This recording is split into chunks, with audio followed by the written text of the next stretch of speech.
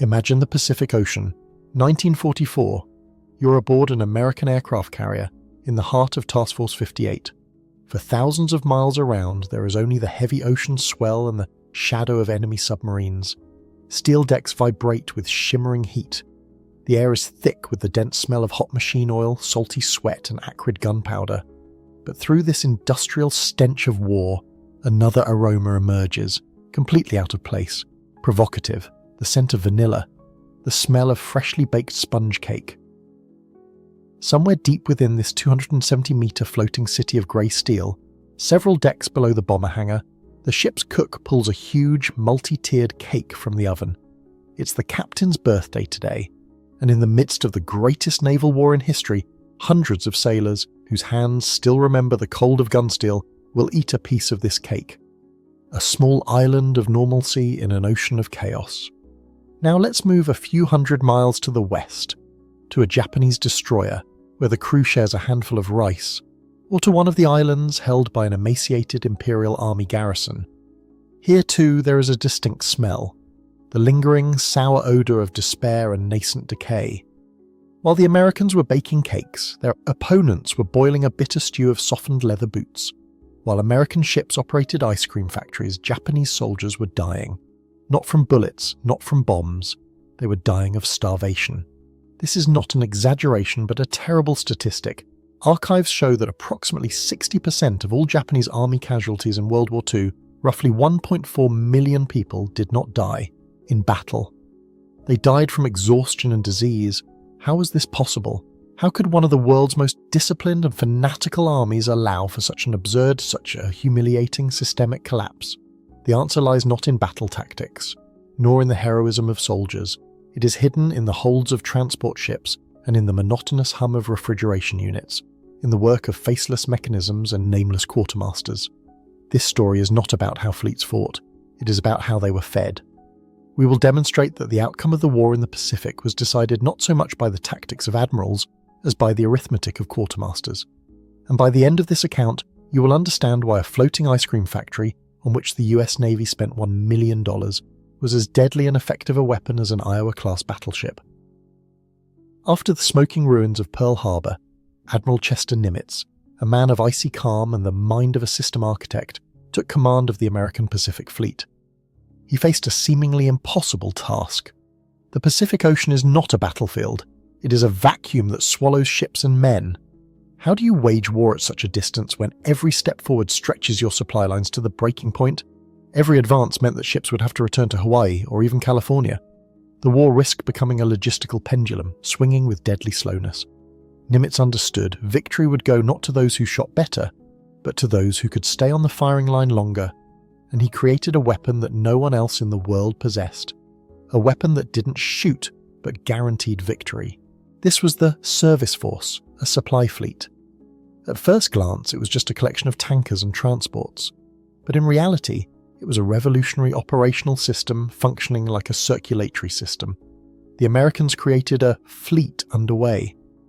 Imagine this surreal dance amidst the ocean swell, giant hoses, like umbilical cords pumped thousands of tons of fuel oil from a tanker to a battleship, while nets filled with ammunition and provisions flew from the deck of a transport to the deck of an aircraft carrier. Warships no longer returned to port. The port came to them. The fleet could operate for months without seeing land. The scale of this operation is almost impossible to imagine. It was an invisible fleet that, in terms of tonnage and numbers, surpassed most of the world's combat fleets combined. By the end of the war, according to the US Navy, it comprised almost 3,000 ships, 3,000 vessels whose sole task was to feed, fuel, and repair the war machine. It was a gigantic industrial conveyor belt stretching across the entire Pacific Ocean, a steel bridge connecting America's factories to the very front line. But this machine delivered more than just fuel and bombs. It delivered something that cannot be measured in tons, but weighs far more in the scales of victory, an unbreakable fighting spirit. And it did so with a simple, biochemically flawless tool: calories. Imagine yourself in the shoes of an American cook on a cruiser. Through the sizzle of oil on giant griddle ears and the clatter of dishes, your morning doesn't begin with the question of where to get food. Instead, it starts with the dilemma of, What to prepare for dinner tonight for 1,000 hungry sailors? Nebraska beefsteaks or fried chicken? Apple pie or chocolate pudding? Your galley has tons of high-grade flour, frozen meat, vegetables, fresh eggs, butter. Your job is to transform this industrial abundance into something that reminds the guys of home. And you do it knowing that in a few hours, these same guys, having received their 4,800 kilocalories, will go into battle. For the American command, this was not a luxury. It was a cold, pragmatic calculation, pure behaviorism applied on an industrial scale. They understood morale is as vital a combat resource as ammunition. A hungry sailor means slowed neural reactions, tunnel vision, and elevated cortisol levels leading to panic. A well-fed sailor who had a serving of ice cream for dinner will fight better. Calories, from the Pentagon's perspective, became as controllable a weapon as artillery fire, a way to maintain maximum combat readiness for crews during long and grueling deployments. And here is the most shocking fact, a paradox that shatters all notions of wartime economics. In the midst of the war, an American sailor in the Pacific received more calories than the average civilian in the United States itself. Think about that. Thousands of miles from home, in the middle of a hostile ocean, a man on a warship ate better than his family in America. Why? Because admirals in headquarters, having studied reports from World War I, concluded that a fresh steak and a scoop of vanilla ice cream prevented combat fatigue more effectively than any propaganda. But to deliver a fresh steak thousands of miles from home into a combat zone required more than just the will of command. It required a technological miracle capable of deceiving the equatorial sun and the laws of thermodynamics. It required floating Arctic islands drifting through tropical seas. Imagine this scene. It was repeated hundreds of times. An American destroyer emerges from heavy combat. Its hull is pockmarked with shrapnel. The deck smells of burnt cordite. The crew is deafened and utterly exhausted.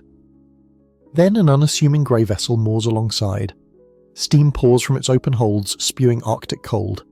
It's a refrigerator ship, and what is lowered onto the destroyer's deck are not crates of shells, but frozen beef carcasses, boxes of oranges, and tubs of ice cream. An hour later, the entire crew who had just faced death will be eating cold dessert under the tropical sun.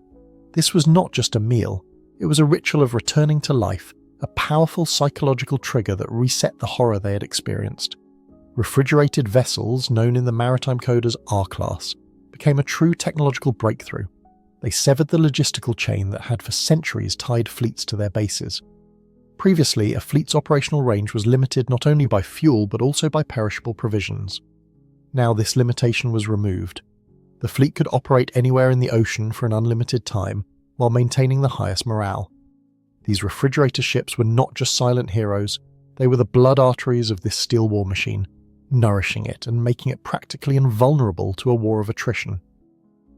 The apotheosis of this technology of abundance was a completely absurd and, from the perspective of military bureaucracy, ingenious idea. The US Navy spent $1 million. That's about 17 million in today's money. They took an ordinary concrete barge and converted it into a floating ice cream factory.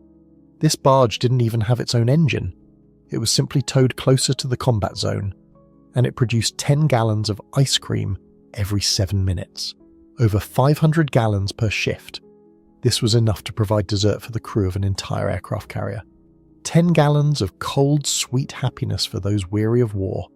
This demonstrative, almost defiant abundance worked so effectively not only on its own merits, it struck precisely at the Achilles' heel of their enemy, because the Imperial Japanese Navy made one but absolutely fundamental ideological mistake.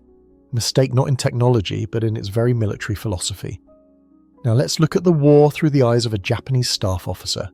Imagine him. He sits over a map spread on a bamboo mat, in a stuffy dugout at a base in Rabaul. The air smells of damp earth and ink. In his mind, the poetry of steel and fire. He plans a great, decisive battle. He believes in Seishin, in the unbending spirit of Yamato, which can crush any enemy, even if that enemy is 3 times stronger. And logistic, supply, in his worldview, imbued with the Bushido Code, this is despised arithmetic, the domain of merchants, not warriors. The main thing to deliver one perfect crushing blow, everything else is secondary. This philosophy was called Kantai Kessen, the doctrine of decisive battle. Its roots lay in Admiral Togo's, legendary victory at Tsushima when he annihilated the Russian fleet. The entire strategy of the Japanese fleet was built around one idea to repeat this triumph: to lure the American fleet into one general battle and destroy it. With one blow, it's as if a tech startup, instead of long-term development, invested all its money in one Super Bowl advertising campaign, hoping for a miracle. That is why they built gigantic battleships like the Yamato, these floating temples of a single blow. And that is why they fatally neglected the protection of their supply lines. The construction of escort ships for convoys was considered a dishonourable task. Preparation for a long, grueling war of attrition simply did not take place. They staked everything on one ideal, almost mystical blow. Herein lay the cruel irony. The doctrine that extolled the intangible power of spirit was, in practice, destroyed by the most material of all forces, the biochemistry of hunger. Because nothing kills morale as effectively as an empty stomach. A soldier who hasn't seen proper food for weeks is incapable of heroic feats. His body, deprived of glycogen and proteins, literally begins to consume itself. First muscles, then internal organs. His will, unsupported by energy, crumbles to dust.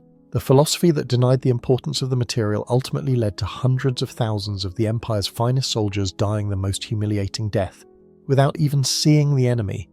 This was not merely a strategic miscalculation, it was a philosophical suicide disguised as valor. This doctrine left the Achilles' heel of the entire Japanese Empire absolutely defenseless. Their long, thin, thread-like and completely unprotected supply lines became the ideal target, a pulsating vein on the body of the empire, through which flowed oil, rice and soldiers, and into this vein plunged the quietest and deadliest predator of the ocean depths. Silence, depth, hundreds of meters of icy water above pressed down on the steel hull. Inside an American Gato-class submarine, the stifling air hangs heavy with the pungent mixture of diesel fuel, ozone from electrical panels, and hot metal.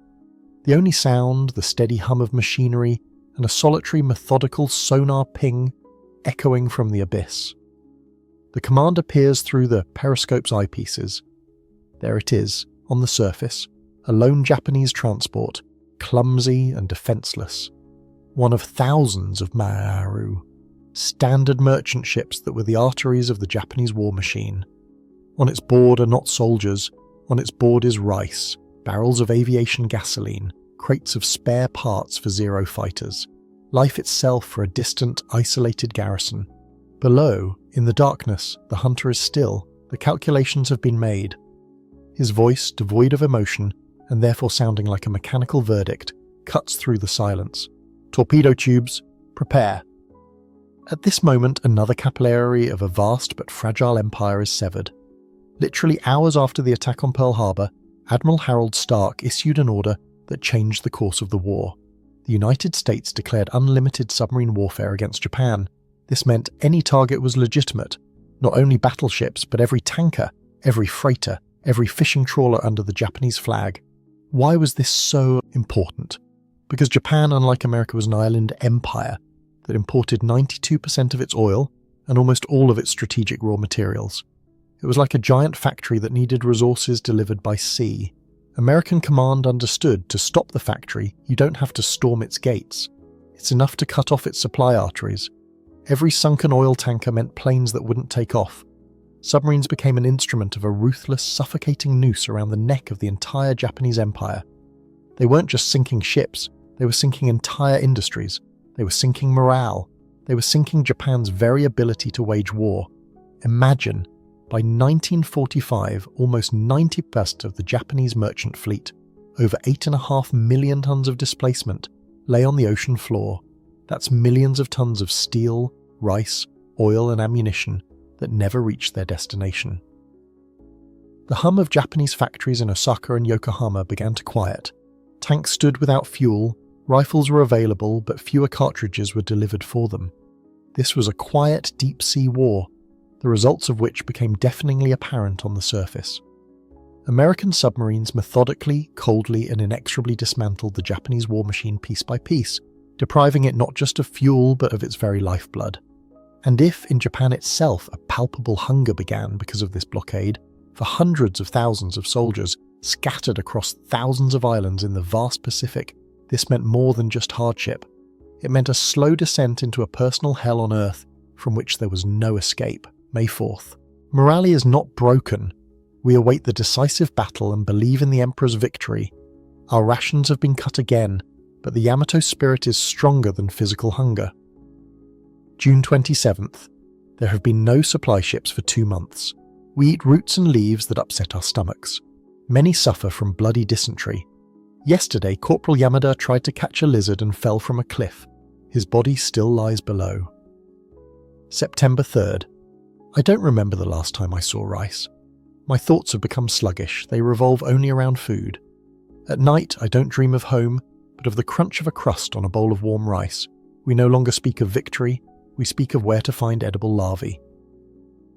October 19th. Only 7 men remain of our squad. We are no longer soldiers. We are shadows with sunken eyes, skin-covered skeletons wandering through the damp, rotting jungle in search of anything to swallow. The Emperor, he has forgotten us. This tragedy was not an accident. It was a direct consequence of the American strategy known as island hopping. The Americans realized that they didn't need to capture every Japanese fortified island. That would be too long, bloody, and pointless. Instead, they selected key islands with weak garrisons, captured them, and built their air bases there. And powerful Japanese fortresses, like Rabaul, where over 100,000 Imperial Army soldiers were trapped in a blockade, they simply bypassed. They were not stormed. They were surrounded, blockaded by sea and air, and all supply lines were cut.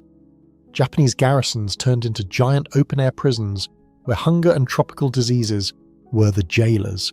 Soldiers, full of resolve to die in battle for the Emperor, found themselves trapped. They were not given the opportunity to fight, they were simply left to die. Guadalcanal became the first chilling example where thousands of Japanese died from a vitaminosis and exhaustion, sometimes mere feet from American field kitchens, from which the smell of fried meat wafted. And this scenario was repeated again and again across the entire Pacific.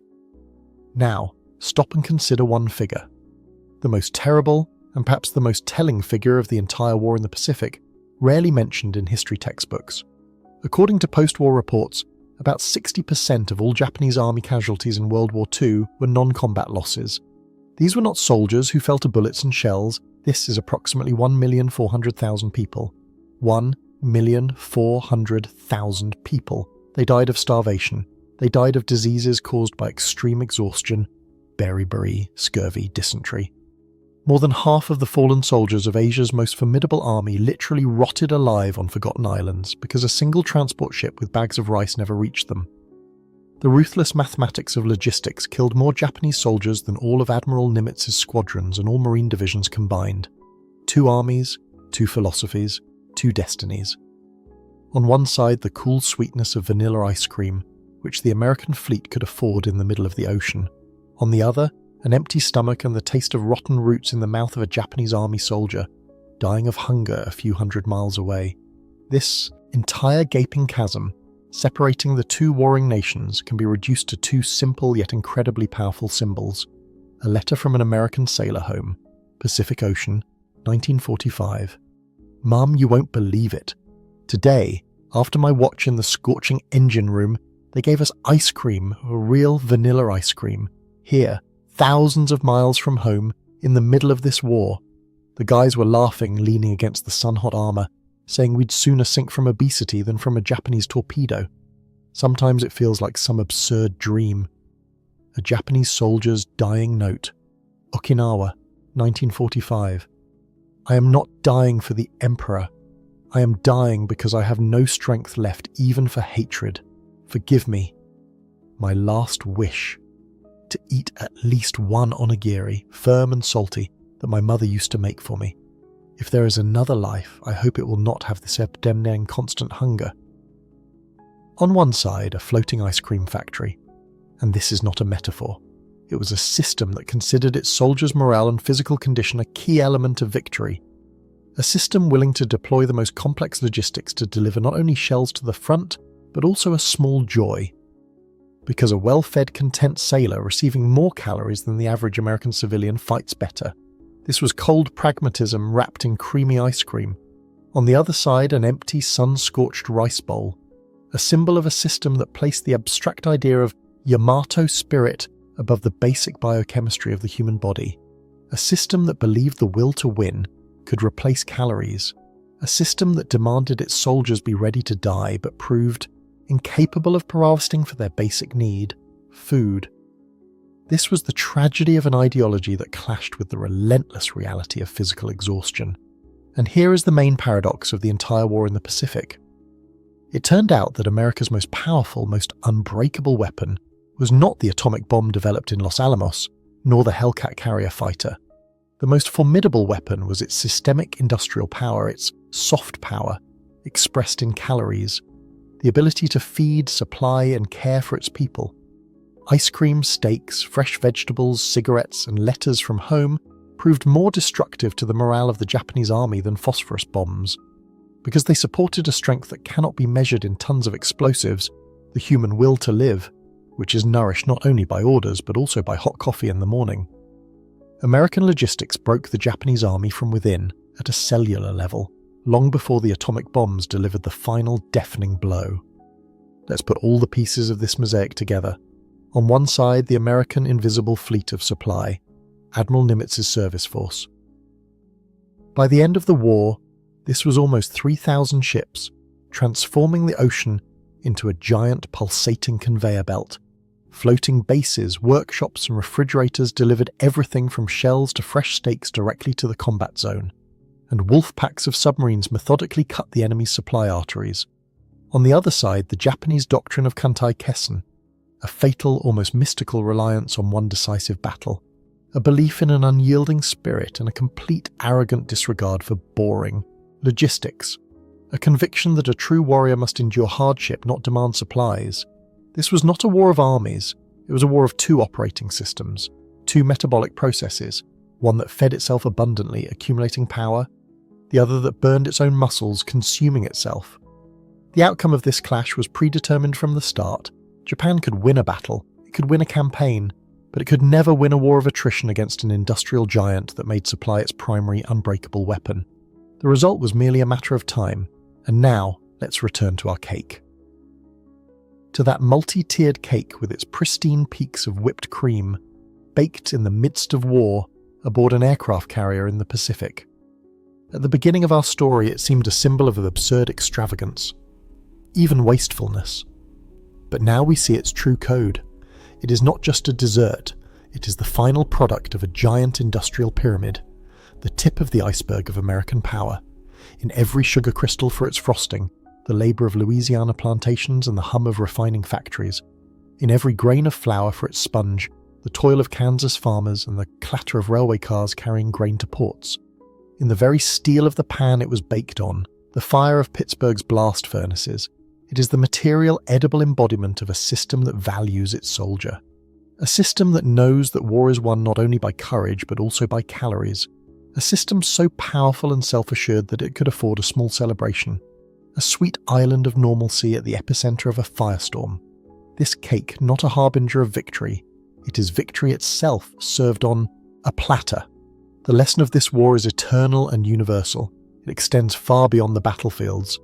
We are accustomed to admiring charismatic leaders, brilliant strategists, people who come up with brilliant, groundbreaking ideas.